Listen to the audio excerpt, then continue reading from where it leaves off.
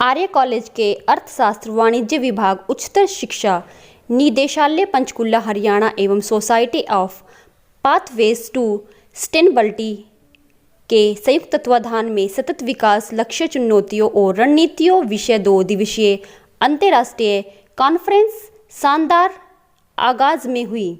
Conference में मुख्य अतिथि के रूप में भगत फूल सिंह महिला विश्वविद्यालय कानपुर कला सोनीपत की कुलपति डॉक्टर सुदेश चिक्कारा ने शिरकत की। वहीं मुख्य वक्ता के रूप में कीटाक्युशु विश्वविद्यालय जापान से प्रोफेसर अशोक अस्त्र वे वशिष्ठ अतिथि के रूप में कुरुक्षेत्र विश्वविद्यालय के college of dean professor doctor Anil Vohra way paths society के प्रेसिडेंट डॉक्टर टी.आर. कुंडू वे सुरेंद्र मोर ने शिरकत की। आर्य कॉलेज प्रबंधक समिति के प्रधान सुरेंद्र सिंगला, वरिष्ठ सदस्य वीरेंद्र सिंगला वे कॉलेज प्राचार्य डॉक्टर जगदीश गुप्ता ने मुख्य अतिथि, विशिष्ट अतिथि व मुख्य वक्ताओं वे कॉलेज प्रांगण में पहुंचने पर स्वागत कर आभार व्यक्त किया। मुख्य अतिथि प्रोफेसर सुदेश ने अपने संबोधन में सतत विकास लक्ष्य के बारे में बताया, जो कि महिलाएं किस तरह से आर्थिक विकास में भागीदार बन सकती हैं। उन्होंने बताया कि सरकार भी राष्ट्रीय स्वास्थ्य मिशन, स्वस्थ भारत मिशन और नई नई तकनीकों के माध्यम से इन सतत विकास लक्ष्यों को प्राप्त किया जा सकता है। उन्होंने कहा कि एक प्राध्यापक होने के नाते वे विद्यार्थियों को इस बारे में जागरूक करके हमें प्रकृति को बचा सकते हैं। वे आने वाली पीढ़ियों के लिए प्राकृतिक साधनों को सुरक्षित कर सकते हैं।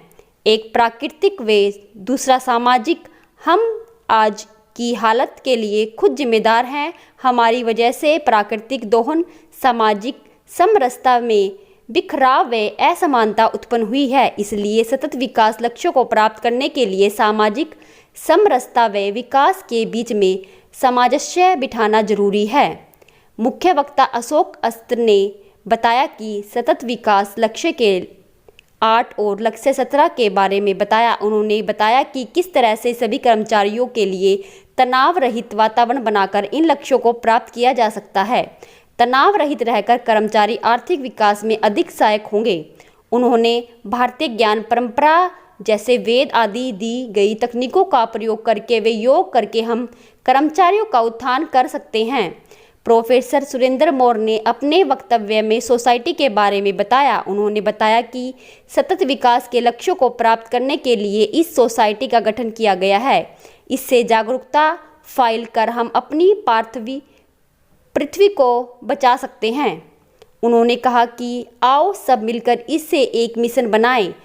कॉलेज प्राचार्य डॉक्टर जगदीश गुप्ता ने अपने संबोधन में कहा कि transforming our world the 2030 agenda for stable development के संकल्प को, जिससे सतत विकास लक्ष्यों के नाम से जाना जाता है, भारत सहित 193 देशों ने सितंबर 2015 में संयुक्त राष्ट्र महासभा की उच्च स्तरीय पूर्ण बैठक में स्वीकार किया और इसे 1 जनवरी 2016 को लागू किया।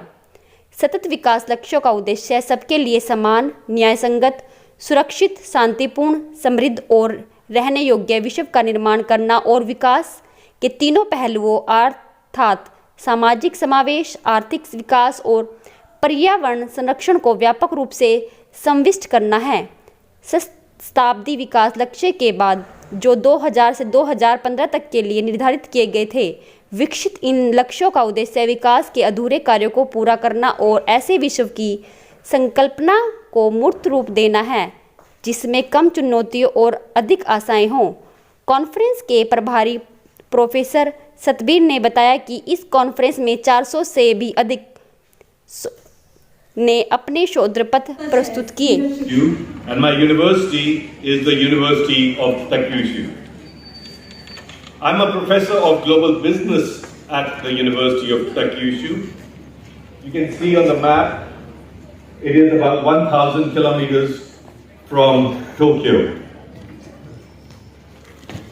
My research is supported by the Japan Society for Promotion of Society, and the logo on the top right which says Kakenhi, shows that they are helping me in my research. So thank you also to the Japan Society for the Promotion of Science.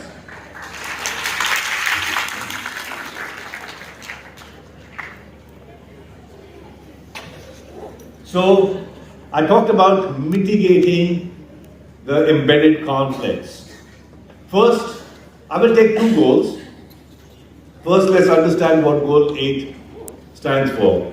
Decent work and economic growth. And it highlights decent work for all. And specifically in Target 8.8, it talks about safe and secure working environments for all people. And that all workers is underlined here so that you keep this in mind, that it is for all workers, not white collar workers, not blue collar workers, or any kind of workers, all workers. So keep that in mind. Next,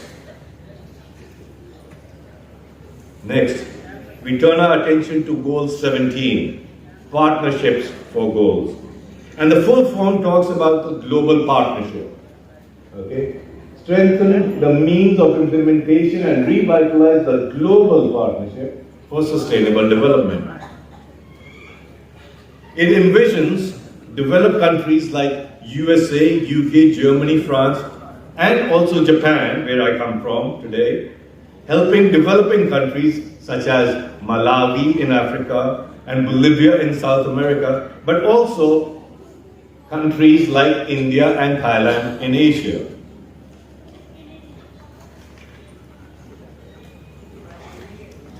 Target 17.1 explicitly mentions the international support.